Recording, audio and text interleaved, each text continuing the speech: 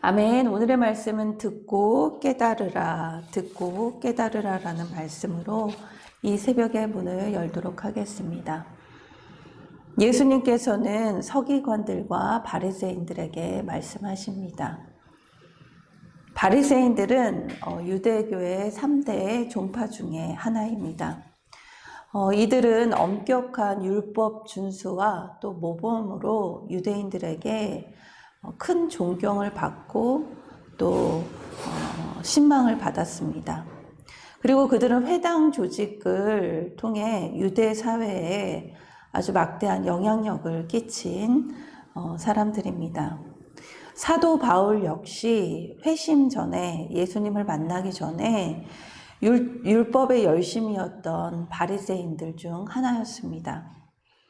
그리고 여기서 말하는 서기관은 율법의 그 어렵고 미묘한 문제들을 조사하여서 모세 율법에 또 추가하는 역할을 감당했습니다. 어려운 문제와 원인과 해결책을 조사하는데 그런 조언이 필요했기 때문에 그들은 사내들인에 또 등록이 되어 있습니다. 이들은 사실 유대 사회에서 누구보다도 율법에 헌신적이고 또 지키려고 애쓰는 자들이었습니다. 하지만 예수님께서는 이들을 하나님의 나라, 천국에 가기 위한 자격을 갖추지 못한 자들이라고 책망하십니다. 그들은 부정의 문제로 예수님과 지금 논쟁을 벌이고 있습니다.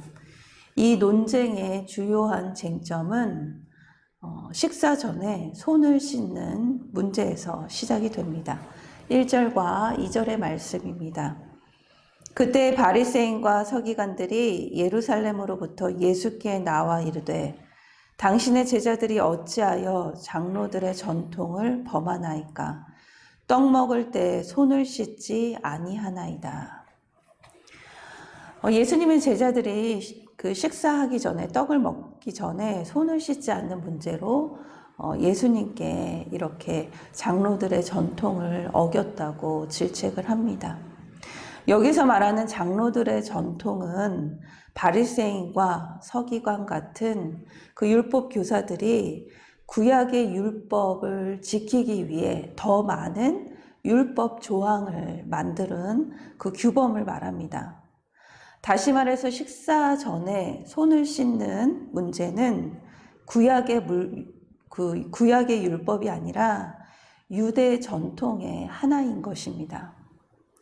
예수님은 이에 대해 너희들이 중요하게 지키는 이 유대인의 전통은 하나님의 계명이 아닌 사람의 계명이라고 말씀하십니다. 3절 말씀입니다.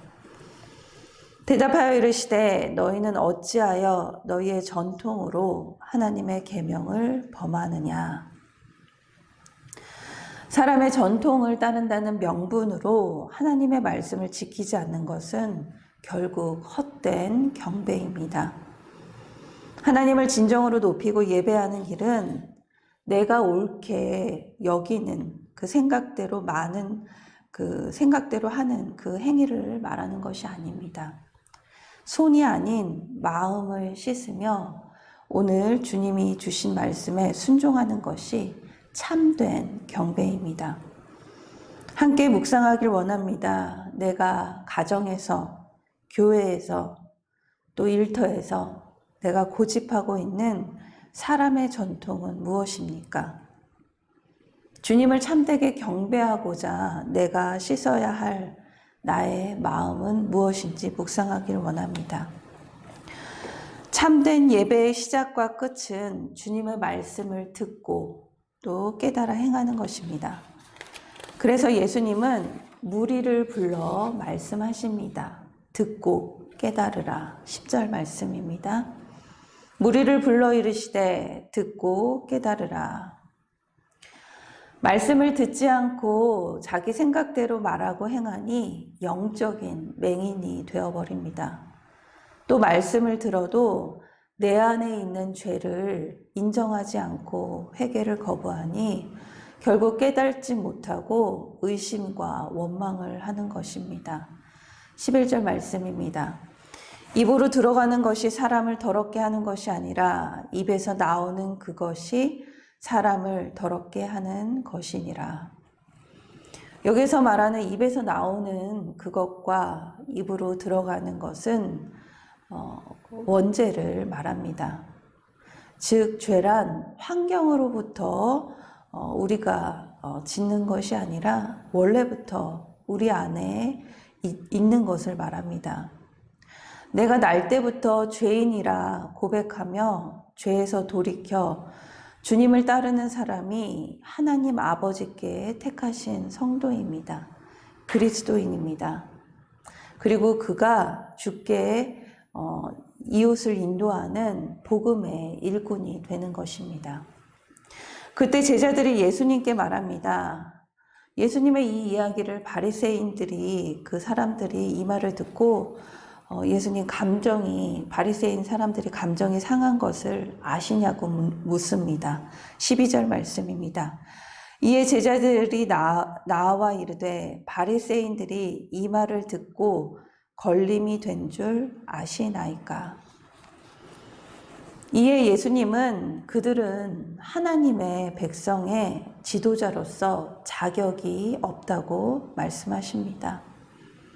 하나님의 뜻을 이해하는데 실패한 그들의 모습은 자신은 물론이거니와 그들의 가르침을 받는 사람들에게도 큰 재앙이 됩니다. 이에 대해 예수님은 그냥 두라고 말씀하십니다. 인도하는 자나 인도받는 자나 둘 다 구덩이에 빠질 것이라고 말씀하십니다. 14절 말씀입니다. 그냥 두라. 그들은 맹인이 되어 맹인을 인도하는 자로다. 만일 맹인이 맹인을 인도하면 둘이 다 구덩이에 빠지리라 하시니. 어떻게 보면 인도받는 자까지 다 구덩이에 빠지는 것은 억울해 보입니다. 인도하는 자를 잘 따랐는데, 순종을 했는데 너무 안타까운 일입니다. 하지만 말씀에 깨어있지 않았기에 하나님의 계명 대신 사람의 전통을 따랐기에 그 또한 심판의 날에 자유로울 수 없습니다. 그렇게 우리는 영적인 맹인이 되지 않기 위해서 스스로 말씀에 깨어 있어야 합니다. 우리의 신앙을 우리 목사님이 대신 인도해 주지 않습니다. 우리 공동체 리더의 말만 듣고 따라가서는 안 됩니다. 우리 신앙과 교회 공동체의 신앙은 어느 한 사람에게 의존해서는 안 됩니다. 내가 스스로 말씀에 열정을 가지고 바로 서야 내가 속한 가정과 또 일터와 또 공동체가 바로 설 수 있음을 말씀하십니다. 베드로는 예수님의 말씀이 이해되지 않아 예수님께 더 쉽게 비유로 설명해 달라고 이야기합니다. 이에 예수님은 아직도 이해하지 못했냐면서 그를 책망하십니다. 15절, 16절 말씀입니다. 베드로가 대답하여 이르되 이 비유를 우리에게 설명하여 주옵소서. 예수께서 이르시되 너희도 아직까지 깨달음이 없느냐. 예수님께서 이렇게 말씀하시는 것은 야단치는 것 같지만 예수님이 그들을 사랑하시니 이렇게 양육하시는 것입니다. 그래도 우리는 베드로처럼 묻고 또 물어야 합니다. 말씀과 씨름해야 합니다. 예수님은 베드로에게 더 자세히 말씀해 주십니다. 입에서 나오는 것은 마음에서 나오고 이는 사람을 더럽게 만듭니다. 그 마음에서 나오는 것은 이것입니다. 악한 생각, 살인, 간음, 음행, 도둑질, 거짓말, 비방입니다. 그리고 사람을 더럽히게 하는 것은 씻지 않는 손으로 음식을 먹는 것이 아니라 바로 이러한 마음이라고 말씀하십니다. 18절에서 20절 말씀입니다. 입에서 나오는 것들은 마음에서 나오나니 이것이야말로 사람을 더럽게 하느니라. 마음에서 나오는 것은 악한 생각과 살인과 간음과 음란과 도둑질과 거짓 증언과 비방이니 이런 것들이 사람을 더럽게 하는 것이요 씻지 않는 손으로 먹는 것은 사람을 더럽게 하지 못하느니라. 예수님의 제자인 우리가 깨달아야 하는 진리는 남이 아닌 내가, 세상이 아닌 내 마음이 악하고 음란하다라는 죄의 고백입니다. 예수님은 의인을 이 땅에 부르러 오시지 않으셨습니다. 나는 율법을 잘 지키는 사람이야. 나는 의로운 사람이야. 라며 타인을 또 세상을 정죄하는 그런 의인을 부르러 오시지 않았습니다. 나를 더럽히는 것이 내 자신임을 그 인정하는 죄인을 불러 구원하십니다. 그러므로 우리는 내 안의 죄악을 날마다 말씀으로 비춰 회개하는 것이 바로 최고의 깨달음입니다.